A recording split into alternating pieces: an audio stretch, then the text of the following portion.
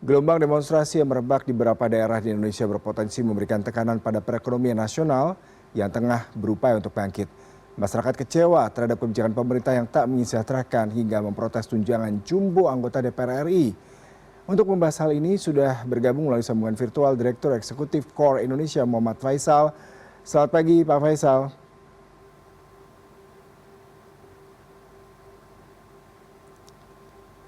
Ya, Selamat pagi Mas Yuda. Ya, Pak Faisal, ini kami mendengar Core Indonesia dan dua lembaga think tank ekonomi lain dan kebijakan publik menyampaikan pernyataan resmi menyusul aksi demonstrasi yang berujung ricuh di berbagai daerah. Bisa Anda kembali sampaikan concern utama aksi dari Anda berikan terhadap aksi demo yang berujung kericuan pekan lalu yang pastinya akan berdampak kepada ekonomi nasional, Pak? Ya, kami melihat bahwa terlepas dari mungkin ada juga motif-motif politik, mungkin juga ada yang aksi-aksi provokasi yang ikut memicu terjadinya demonstrasi dan juga kekacauan. Tapi ada permasalahan mendasar yang menjadi keresahan selama ini, saya pikir terutama di kalangan bawah dan juga kalangan menengah menurut saya, yang membuat menjadi semacam api dalam sekam yang mudah kemudian tersulut ya ketika ada aksi-aksi provokasi dan sebagainya. Dan ini terutama kaitannya dengan keadilan ekonomi ya. Keadilan ekonomi, adanya ketimpangan yang mencolok ya, yang semakin lebar, dan permasalahan-permasalahan yang kaitannya dengan kesejahteraan dan penghidupan masyarakat, kaitannya dengan pekerjaan yang makin susah ya untuk dicari, income yang turun, daya beli yang juga turun. Pada saat yang sama kemudian kebijakan-kebijakan dari pemerintah itu justru banyak yang membebani dari masyarakat, alih-alih kemudian mengatasi permasalahan ekonomi yang dihadapi oleh masyarakat. Nah, tapi ini malah justru membebani dengan berbagai macam kebijakan, mulai dari pajak yang kemudian dinaikkan tarifnya. Ada sebelumnya ada PPN, kemudian ada juga pajak bumi dan bangunan di daerah. Lalu kemudian juga diwarnai akhir-akhir ini juga dengan pemberian tunjangan kepada DPR dan juga pejabat negara, apalagi kalau kemudian ini diberikan dalam kondisi di mana fiskal memang sedang sempit sekali dan merupakan kontradiksi dari kondisi efisiensi kebijakan efisiensi yang sedang diprioritaskan oleh pemerintah sekarang. Nah, jadi saya pikir masyarakat, rakyat melihat bahwa respon kebijakan dari pemerintah dan gaya hidup daripada elit politik tidak peka dan tidak menjawab permasalahan yang sangat-sangat urgent yang dihadapi mereka pada saat sekarang, yang makin lama makin berat. Dan itu yang kemudian dengan gampang bisa tersulut jika ada aksi-aksi tertentu, kondisi-kondisi tertentu yang berujung pada demonstrasi dan bahkan juga kekacauan ya kemarin. Pak Faisal, tadi banyak sekali highlight yang Anda sampaikan. Kalau saya melihat sepertinya memang pemerintah perlu melakukan moratorium ya tentang penambahan beban pajak masyarakat, Ya, PPN, PBB di tengah betul. kondisi daya beli yang melemah, khususnya kalau kita melihat di kalangan Ya. menengah ke bawah. Nah, ini salah satu yang menarik yang kalau kita perbincangkan. Sri Mulyani mengatakan 2026 tidak ada penambahan pajak. Tapi kalau kita bicara mengenai pajak yang berjalan, sepertinya masih terus menjadi salah satu momok dan menjadi salah satu hal yang diperbincangkan, terutama bagi kita semua. Terkait dengan kalau bicara mengenai pajak adalah kontrak sosial dari pemerintah kepada masyarakat. Seperti apa mereka mendapatkan benefit daripada pajak tersebut. Sebenarnya seperti apa pemerintah menyikapi tuntutan dan haruskah moratorium ini segera dijalankan mengingat ini merupakan salah satu tuntutan fundamental yang menjadi concern masyarakat saat ini? Ya, intinya adalah bahwa pemerintah perlu lebih serius menjalankan kebijakan fiskal yang langsung memberikan dampak konkret bagi masyarakat bawah. Ya, tadi untuk mengadres tadi permasalahan-permasalahan yang saya sampaikan, mulai dari beban hidup, masalah penciptaan lapangan pekerjaan, masalah income yang turun. Nah, jadi semua kebijakan-kebijakan pemerintah sekarang harus memang berubah ya prioritasnya. Rencana untuk kemudian menambah tunjangan yang sifatnya itu adalah untuk kepentingan lebih menengah atas ya, bahkan elit politik, itu semestinya ditiadakan pada saat sekarang. Dan kemudian mindsetnya juga sama untuk menghindari kebijakan-kebijakan yang justru malah kontraproduktif terhadap upaya untuk menaikkan daya beli yang sekarang masih terus melemah, Mas. Jadi itu pendekatannya ada dari sisi penerimaan, bagaimana pemerintah itu menjalankan kebijakan-kebijakan kaitannya dengan pajak, ya. Lalu di sisi yang lain juga adalah bagaimana pemerintah memastikan belanjanya ini betul-betul ada upaya untuk memperbaiki dari redistribusi, ya, pendapatan, juga realokasi belanja, ya, yang sekarang itu memang harus difokuskan pada program-program penciptaan lapangan pekerjaan dan juga pemberdayaan bagi usaha-usaha kecil mikro yang sekarang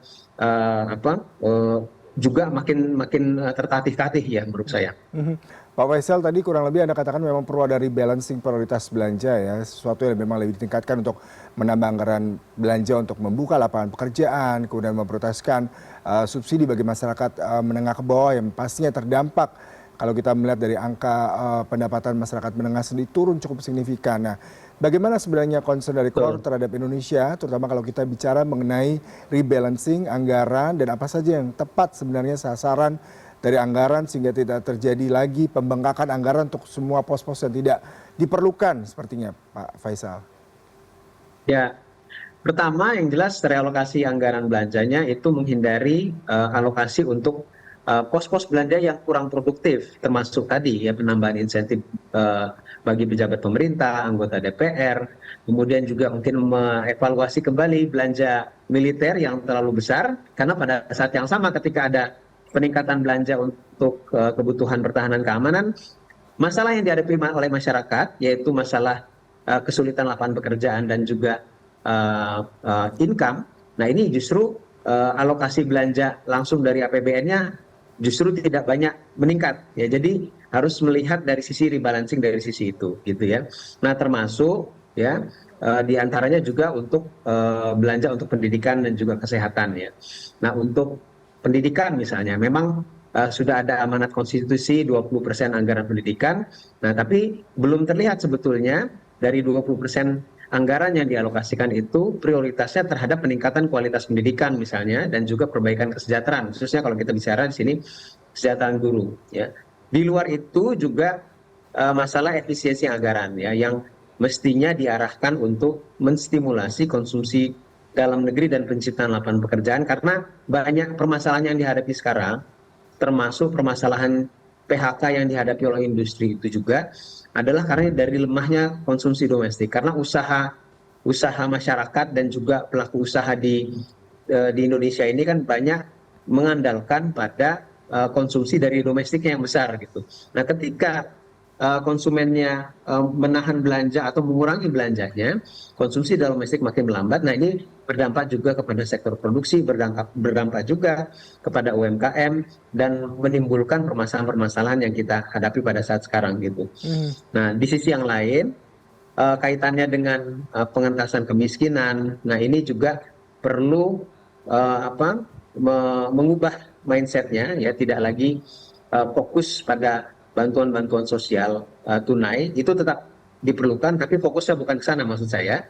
Nah, tapi lebih kepada pemberdayaan ekonomi bagi kelas bawah, gitu ya, supaya orang-orang yang miskin itu bisa keluar dari kemiskinan, keluar dari jerat kemiskinan bukan karena dikasih uang, ya, tapi karena mereka mendapatkan pekerjaan yang layak yang bisa mengangkat income mereka sehingga tidak lagi miskin, gitu dia.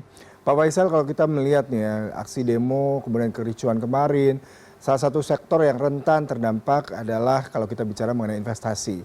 Karena memang terutama kalau kita melihat investasi bidang manufaktur, industri padat modal, iklim investasi bisa terganggu kalau kerusuhan terjadi. Bagaimana Anda melihat peran pemerintah di sini dan seperti apa kebijakan ke depannya untuk meningkatkan kembali minat investor datang ke Indonesia?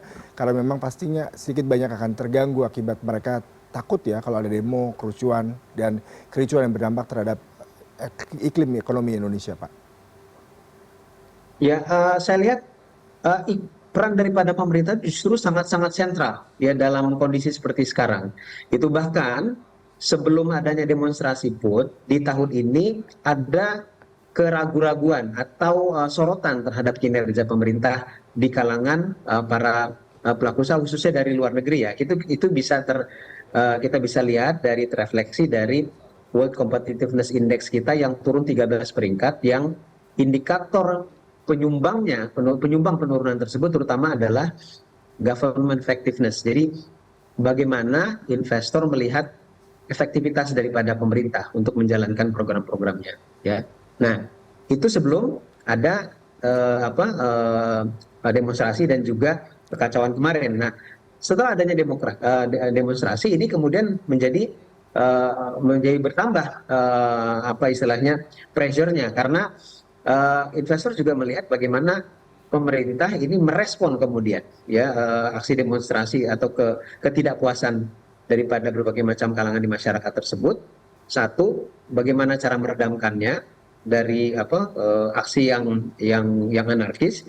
Yang kedua, juga bagaimana meresponnya dari sisi kebijakan yang tadi yang kami sampaikan. Karena akar ketidakpuasan itu kan tadi ada banyak kebijakan-kebijakan pemerintah yang bertentangan dengan permasalahan yang dihadapi oleh masyarakat sehari-hari.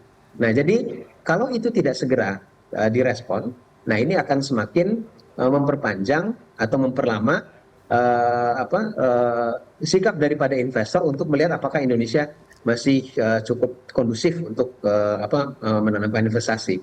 Nah, itu yang kita khawatirkan. Walaupun investasi ini, apalagi kalau investasi langsung, memang tidak hanya melihat pada masalah-masalah atau kondisi sesaat ya. Jadi misalkan sekarang ada demonstrasi, kemudian menurun tiba-tiba enggak gitu. Karena melihat juga catatan rekor dalam jangka panjang, kemudian juga melihat kondisi makroekonomi dan sebagainya.